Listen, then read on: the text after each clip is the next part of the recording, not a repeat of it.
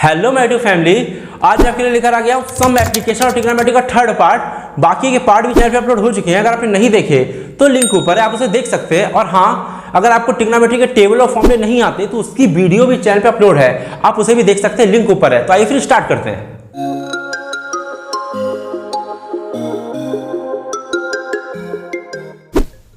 चलिए बात करते हैं क्वेश्चन नंबर 9 की। और क्वेश्चन नंबर 9 आपकी स्क्रीन पे ये रहा।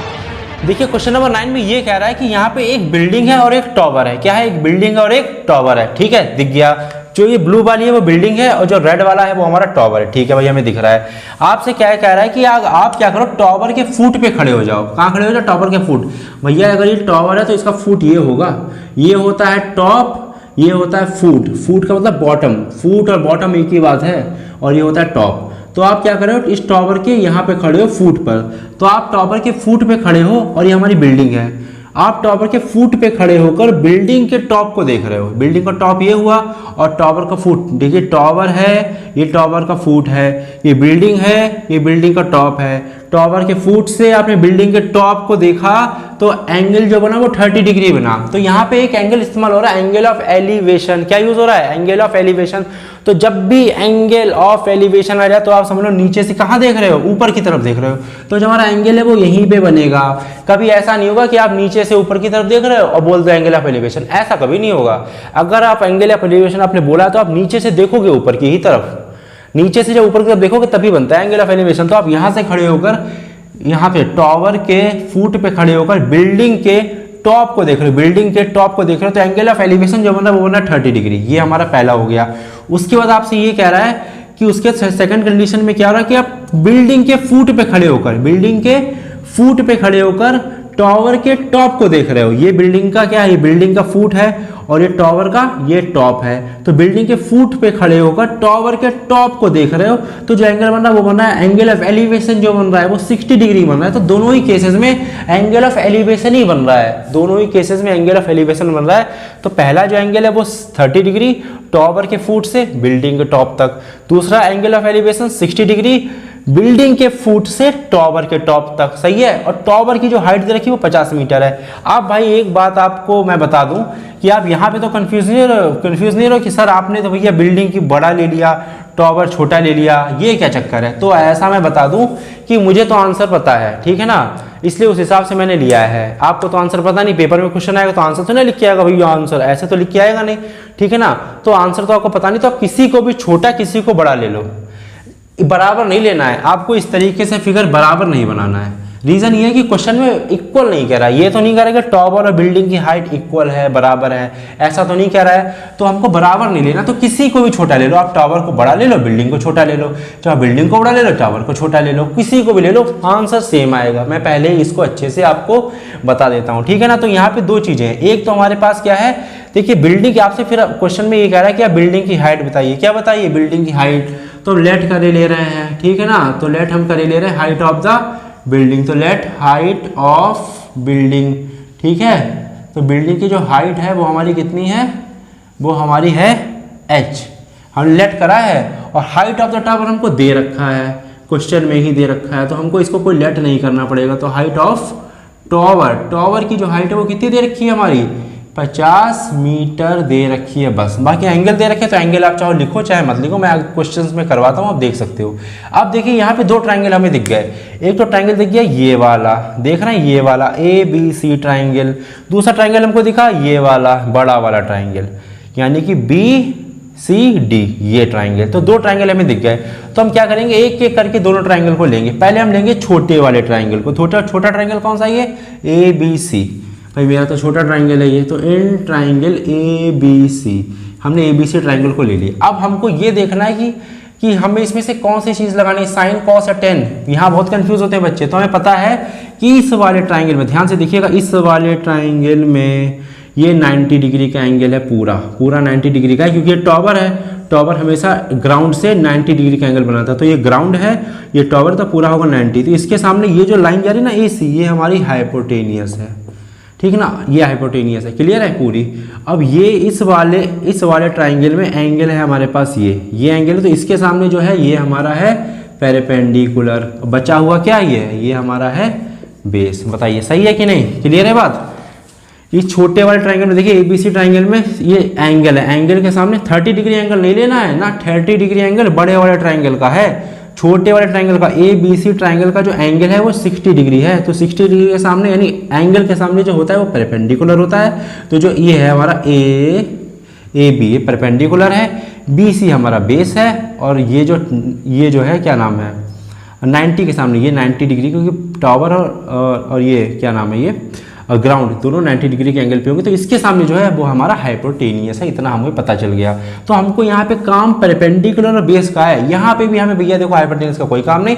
हाइपोटेनियस का काम तभी होता है जब या तो ये निकलवा रहा हो या तो इसकी वैल्यू दे रखी हो।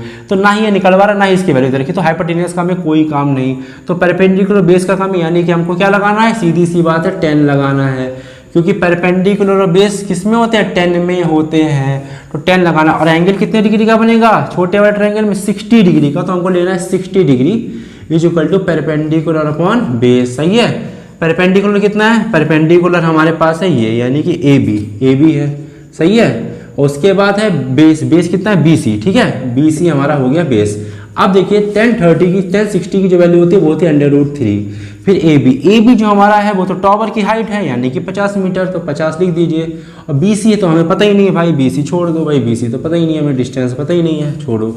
BC को करो अकेला, तो BC को ले जाओ ऊपर, BC को ले जाओ ऊपर, √3 को ले लो नीचे, बस हो गया। BC अकेला आ गई, BC की वैल्यू बस मीटर में आएगी। तो 50/√3 आ गई हमारी इस BC की वैल्यू।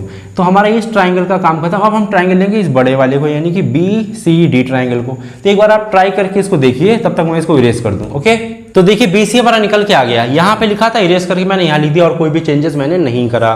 तो छोटे वाले ट्राइंगल को लिया था, जब ट्राइंगल ABC को लिया तो BC निकला। अब हम ट्राइंगल को लेंगे BCD, इस बड़े ट्राइंगल को लेंगे। तो इन ट्राइंगल क्या ट्राइंगल हो जाएगा, in triangle BCD, triangle BCD। अब देखो बड़े ट्राइंगल में देखो हमको क्या लेना है, कौन सा इसमें लगाना है, कुछ भी लग सकता है, कोई भरोसा तो है नहीं। तो इस बड़े ट्राइंगल में देखो ये है हमारा 90 डिग्री, ये क्या है हमारा 90 डिग्री, क्योंकि भाई ये हमारी बिल्डिंग है और ग्राउंड है।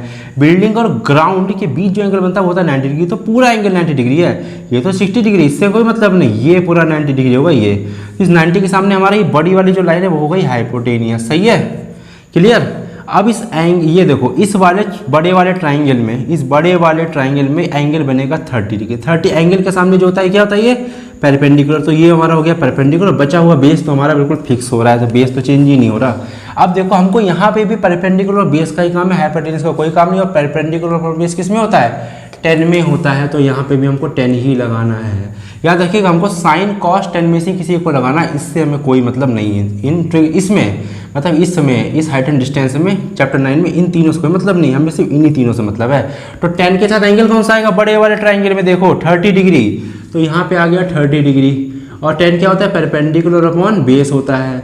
तो परपेंडिकुलर कितना है, तो परपेंडिकुलर तो हमारी हाइट है यानी कि CD क्या है, C से लेके D तक बिल्डिंग है हमारी, परपेंडिकुलर ये CD upon base B, base कितना है BC। सही है। अब 1030 की जो वैल्यू होती है वो होती है हमारे टेबल में 1/√3। फिर हमारा यहाँ पे CD है, तो CD की देखिए वैल्यू कितनी, H है, सीधे सीधे यहाँ पे लिख दीजिए HCD। अब BC की वैल्यू देखिए, BC तो हमने अभी निकाली कितनी 50/√3। तो इस BC के प्लेस में यहाँ रख दीजिए 50/√3। अब देखिए √3 हम नीचे नहीं लिखेंगे, कहाँ भेज देंगे, ऊपर भेज देंगे मल्टीप्लाई में। इस चीज को जो समझ गया वो हीरो, नहीं समझा वो भी हीरो, क्योंकि मैं समझाऊंगा। BC की प्लेस में हम लिखने वाले थे 50/√3। तो इस BC की प्लेस में हम लिखते थे यहाँ पे 50/√3। तो √3 जो यहाँ पे नीचे आता वो कहाँ चला गया, ऊपर चला गया, क्योंकि नीचे जाके 3 लेयर बन जाती, पहली दूसरी तीसरी। तो तीसरी लेयर को हमको खत्म करने के लिए इसको कहाँ भेज देंगे, सबसे ऊपर भेज देंगे। यही इसका रूल होता है। तो इस चीज़ को समझिए, बहुत बच्चे मिस्टेक करते हैं, ठीक है ना। तो ये भी हमारी इक्वेशन नंबर इसे 1 ले लीजिए। तो यहाँ इसलिए हमारा आ गया फ्रॉम इक्वेशन 1, इक्वेशन 1 से हमारा ये आया है। सही है, ठीक है। उसके बाद देखिए 1/√3 हमारा ऐसे का वैसे ही। अब हम क्या करेंगे, H को करेंगे यहाँ से अकेला। देखिए H को अकेला करने का तरीका कैसा है, 50 को ले लीजिए ऊपर, तो 50 को लेंगे 1 के साथ मल्टीप्लाई में, तो 50 रहेगा। √3 जो है ये वो यहीं पे देखिए अपनी जगह पे लिखा हुआ है, इक्वल टू H अपनी जगह पे लिखा हुआ है। 50 तो चला गया, तो 50 तो नीचे बचा नहीं। अब √3 जो है उसको भी अपने साथ में यहाँ भेज दिया, तो मल्टीप्लाई में √3 यहाँ पे भी आ गया। बताइए सही है कि नहीं।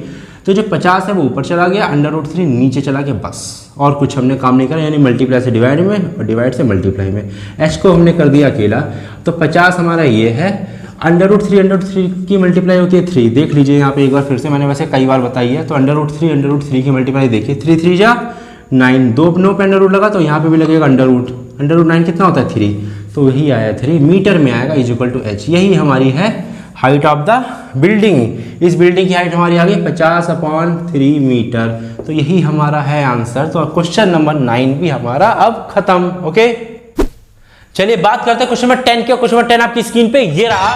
देखिए क्वेश्चन नंबर 10 में ये कह रहा है कि 2 पोल्स हैं। क्या है? 2 पोल्स। देखिए पोल्स क्या होते हैं, आपके घर के सामने जो बिजली के खंभे होते हैं ना, लाइट के पोल्स, वही होते हैं पोल्स। उसी तरीके के 2 पोल्स हैं।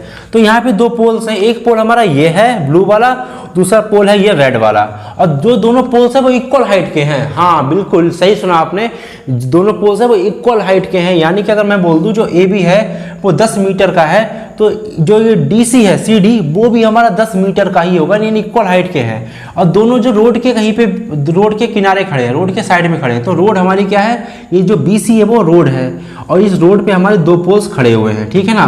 और जो ये रोड है वो 80 मीटर की है। कितने मीटर की है? 80 मीटर की है।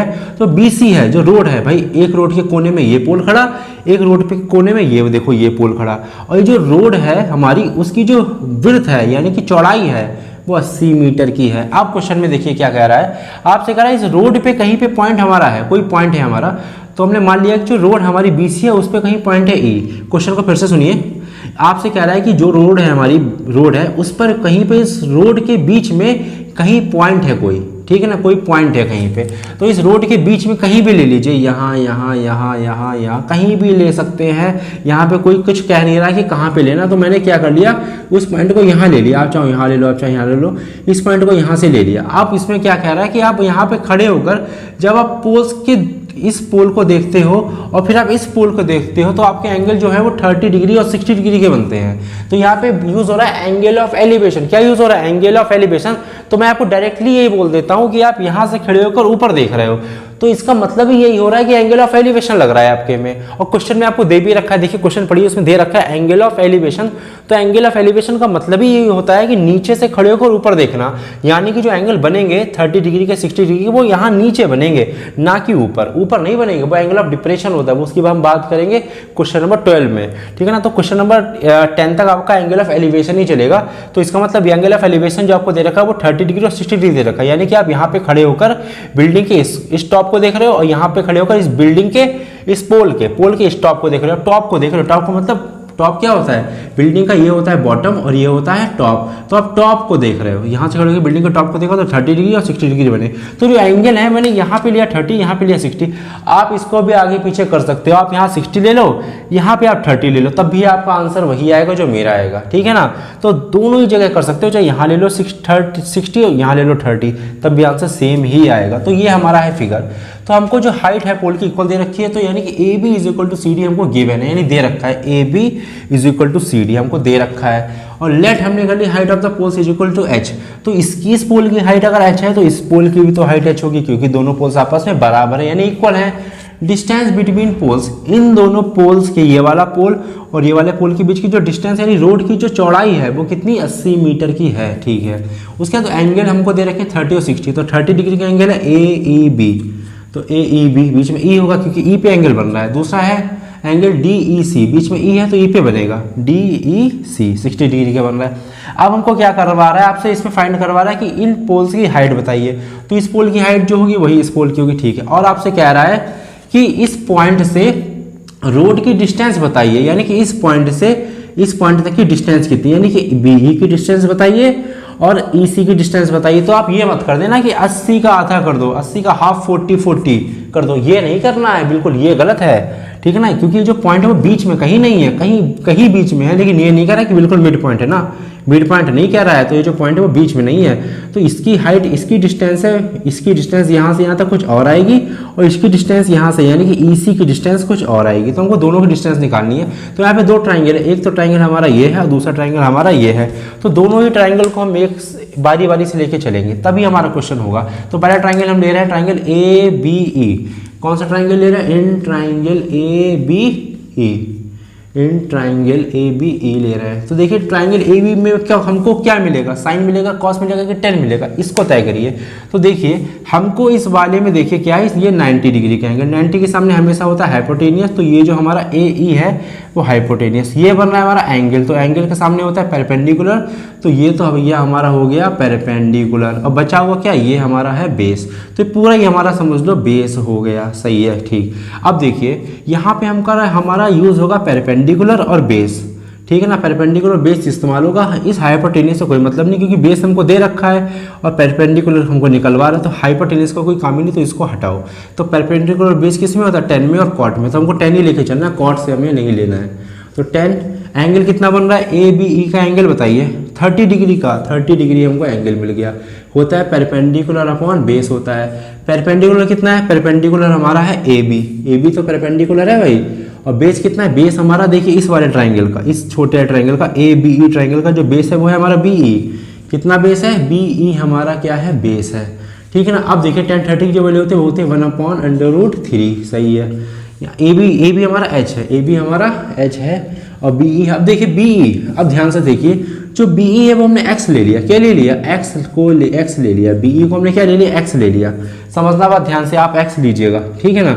अगर बी ई एक्स है तो ई सी कितना होगा बताइए। मैं अगर आपसे ये कहूँ कि एक लाइन है, ये हमारी 10 मीटर की लाइन है, ठीक है ना, अगर मैं बोल दूँ कि ये 6 है, ये क्या है हमारा 6 है, तो बचा हुआ कितना होगा, आप बोलोगे 4, आप बोलोगे 4, तो ये 4 बचा कैसे, वही तो मैं आपसे पूछ रहा हूँ कि ये हमारा पूरा 80 मीटर की है, बी सी 80 मीटर की है, 80 में इतना ही एक्स हमने ले लिया, तो बचा हुआ कितना हुआ ये, तो जो इसमें आंसर आया 4 वही इसमें आएगा। इसमें 4 कैसे है, पूरे में से 6 को माइनस करा गया है, तभी तो भाई हमारा 4 देखिए बचा है।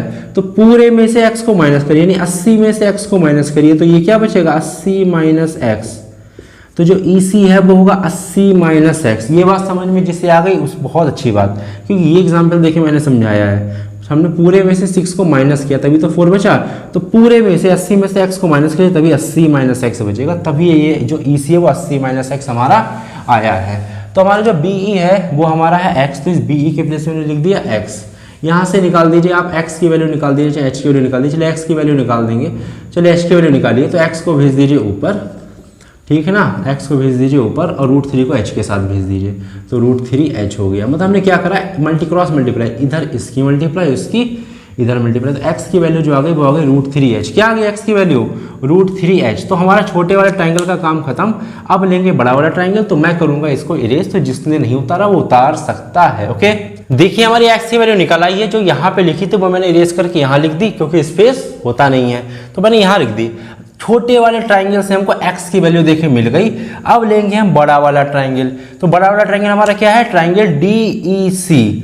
कौन सा ट्राइंगल है, इन ट्राइंगल DEC, ठीक है। तो DEC ट्राइंगल को हम लेके चलेंगे। अब देखिए DEC ट्राइंगल में क्या हो रहा है, तो हमारा ये एंगल है, एंगल के सामने हमारा ये क्या होता है, परपेंडिकुलर, ठीक है। 90 के सामने हमारा ये क्या होता है, ये हमारा हाइपोटेनियस, 90 के सामने ऑलवेज हाइपोटेनियस है, जो एंगल दे रखा हो उसके सामने हमेशा परपेंडिकुलर, तो बचा हुआ क्या है, ये हमारा है बेस। तो यहाँ पे जो काम है वो परपेंडिकुलर का और बेस का काम है, तो मैंने बेस यहाँ पे देखिए बड़ा सा लिख रखा है, ठीक है। तो हमारा ये परपेंडिकुलर बेस का काम है, हाइपोटेनियस का कोई काम नहीं। देखिए हाइपोटेनियस का काम तब होता है जब या तो ये निकलवा रहा हो या तो इसकी वैल्यू दे रखी हो, तो कुछ भी तो कह नहीं रखा है, ना इसको निकलवा रहा ना इसकी वैल्यू दे रखी, तो इसको हटाइए।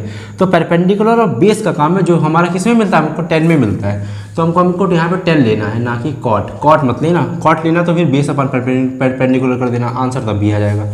तो 10 ही लेके चलिए, 10 के इसमें एंगल कौन सा बनेगा, मिलेगा 60 डिग्री, तो यहाँ पे हो जाएगा 10 60 degree is equal to perpendicular upon base होता है। तो परपेंडिकुलर कितना है, तो परपेंडिकुलर हमारे पास है CD, कितना है CD है, ठीक है। और बेस कितना है, बेस हमारे पास इस वाले ट्राइंगल का बेस कितना है, CE, क्या बेस है, CE हमारा बेस है, इसे याद रखना अच्छे से। तो यहाँ पे 10 60 की जो वैल्यू होती है वो होती है √3, और जो CD है, CD हमारे पास क्या है, H, क्योंकि हाइट है भाई, CD हमारी हाइट है। और CE कितना है, CE, तो CE जो है वो 80 माइनस एक्स है, कितना है, 80 माइनस एक्स है। बताओ सही है बात, क्लियर है बात, इतनी बात तो क्लियर होगी, मुझे अच्छे से पता है। अब देखिए क्या करिए, 80 माइनस एक्स को ऊपर भेज दीजिए इसके साथ, तो √3 ऐसे लिखे रहने दीजिए, 80 minus X is equal to क्या करिए H। अब ध्यान से देखिए यहाँ अंडर रूट 3 लिखा है, 3 लिखे रहने दीजिए, फिर 80 लिखे रहने दीजिए, माइनस एक्स की वैल्यू रख दीजिए। एक्स की वैल्यू कितनी है, अंडर रूट 3h, तो एक्स की वैल्यू उठा के रख दीजिए इसकी जगह, अंडर रूट 3h, सही है, इज इक्वल टू हो गया h। क्लियर इतनी बात। अब अंडर रूट 3 को अंदर भेजिए, तो अंडर रूट 3 पहले 80 से मल्टीप्लाई करेगा, तो 80 अंडर रूट 3 हो जाएगा, मल्टीप्लाई मत कर देना क्योंकि अंडर रूट लगा है, माइनस। अब अंडर रूट 3 करेगा अंडर रूट 3h से मल्टीप्लाई, ये वाला माइनस ये लगा है, अंडर रूट 3 पर 80 से मल्टीप्लाई किया, ये आ गया। अब अंडर रूट 3 इससे मल्टीप्लाई करेगा, तो जब अंडर रूट 3 मल्टीप्लाई करेगा अंडर रूट 3h से, तो देखिए क्या होगा, अंडर रूट 3 की मल्टीप्लाई करिए पहले, 3 3 जा 9, फिर रूट लगा रहने दीजिए, ठीक है, फिर h है, h लिखे रहने दीजिए, 3 3 जा 9 करा है, अंडर रूट 9 कितना होगा 3, और ये हो गया h। तो इन दोनों की जो मल्टीप्लाई आएगी वो आएगी 3h, कितनी आएगी 3h is equal to h। बताइए इतनी बात समझ में आ गई, ठीक है ना। यहाँ पे a रूट 3 80 मल्टीप्लाई नहीं कर सकता, लेकिन यहाँ पे करेगा क्योंकि यहाँ दोनों जगह अंडर रूट है, यहाँ पे सिर्फ एक जगह अंडर रूट था इसीलिए, ठीक है। अब देखिए क्या करेंगे, अब यहाँ से देखिए h को ले लीजिए एक साथ, क्योंकि हमको चाहिए h की वैल्यू, तो h को हम एक साथ ले लेंगे, तो 80 अंडर रूट 3 ऐसे लिखे रहने दीजिए, इज इक्वल टू h भी ऐसे लिखे रहने दीजिए। जो ये माइनस का उधर जाएगा किस में हो जाएगा, प्लस में हो जाएगा, कोई भी साइन चेंज होता है इधर उधर तो साइन को चेंज करता है। तो अब नीचे नहीं यहाँ लिख लीजिए, यहाँ से कर लीजिए, ठीक है, यहाँ से, ठीक है, यहाँ से देखिए 80। अब देखिए h प्लस 3h इसके आगे 1 होता है, तो 1 प्लस 3 कितना हो जाएगा 4, और दोनों जगह h है तो ये हो गया h इज इक्वल टू कितना है 80 अंडर रूट 3। अब 4 से इसको डिवाइड कर दीजिए 80 को, कितना हो जाएगा 4 2 जा 8, तो h की वैल्यू कितनी आ गई 20 अंडर रूट 3 मीटर। तो यही हमारा है आंसर। तो h की वैल्यू निकल आई, यानी जो पोल्स हैं हमारे दोनों, ये वाला पोल और ये वाला पोल, उसकी हाइट इतनी निकल आई। लेकिन अभी आपसे पूछा कि हमको ये दोनों डिस्टेंस भी बतानी है, तो x की वैल्यू निकालनी है और 80 माइनस एक्स की वैल्यू निकालनी है। तो देखिए x की वैल्यू कितनी हो जाएगी, h की वैल्यू उठा के रख दीजिए यहाँ पर, तो जो x की वैल्यू मैं यहाँ पे लिखे ले रहा हूँ, जो x की वैल्यू हमारे पास है वो है अंडर रूट 3h। अब देखिए ध्यान से, अंडर रूट 3 ऐसे लिखे रहने दीजिए, जो h की वैल्यू है वो कितनी है 20 अंडर रूट 3, कितनी है 20 अंडर रूट 3। अभी मैंने आपको थोड़ी देर पहले करा 20 जो है वो ऐसे लिखे रहने दीजिए, मल्टीप्लाई अंडर रूट 3 कितना हो जाएगा 3 हो जाएगा, ये बात मैंने अभी आपको बताई। 20 इंटू 3 कितना होता है 60 मीटर लिख दीजिए, क्योंकि मीटर में आंसर। तो जो x की वैल्यू है वो आ गई 60 मीटर। अब x की वैल्यू 60 मीटर आ गई, यानी कि BE, ये हमारा क्या है BE है भाई हमारा, ठीक है, BE निकला है। अब हमको निकालना है कितना EC, क्या निकालना है EC। तो जो EC हो जाएगा वो हो जाएगा 80 माइनस एक्स, कितना हो जाएगा 80 माइनस एक्स हो जाएगा। तो 80 माइनस एक्स कितना है, x हमारा है 60, तो यहाँ लिख दीजिए 60 इज इक्वल टू 80 माइनस 60 कितना होता है 80 माइनस 60 हमारा होता है 20 मीटर। तो हमारा दूसरा आंसर 20 मीटर। 3 आंसर आए, पहले हाइट निकली, फिर x की वैल्यू यानी BE निकला, फिर निकला EC मतलब ये निकला। तो 3 आंसर आए 1 2 3, 3 आंसर इस क्वेश्चन के आए। तो क्वेश्चन नंबर 10 हमारा पूरी तरीके से फिनिश।